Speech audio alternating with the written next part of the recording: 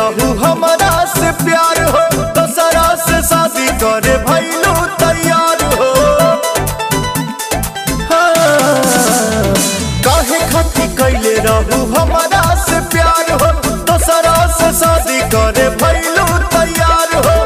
हमारा के छोड़ देले बारू बुरा हाल पा, गोरी नया साल पा बैठी हरा ताल पर बेवफा बेवफा डीजे बजा के तोरा बीच जाए माल पा, किस ले हम गाल पा। डीजे बजा के तोरा बीच जाए माल पा, किस ले हम गाल पा।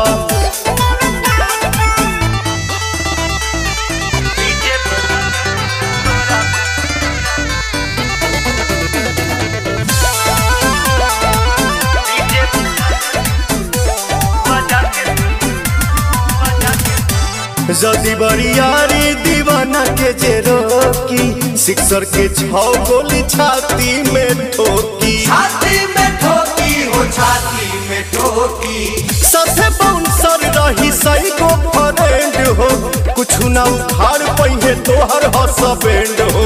हाथे आके फेरे लागब सोना जैसन बाल पा, भारी परब काल पा बैठी हरा ताल पर।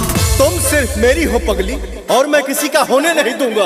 अरे साफ इज्जत डुबाइए देबा का। डीजे बजा के तोरा बीच जाए माल पा, किस ले हकार पा।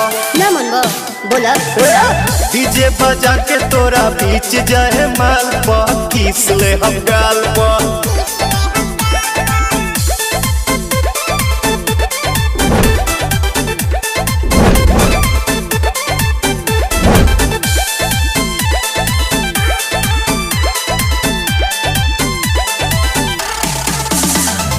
देखत रह जाइए तो हर सारा बिरादर, हाथ जोड़ के माफी हमसे मंगी है तो हर फादर। माफी मंगी है फादर तोहर, माफी मंगी है फादर। सबसे सोझा तोहरा के गले से लगाई, मांग में से नूर भर के मेहरी बनाई।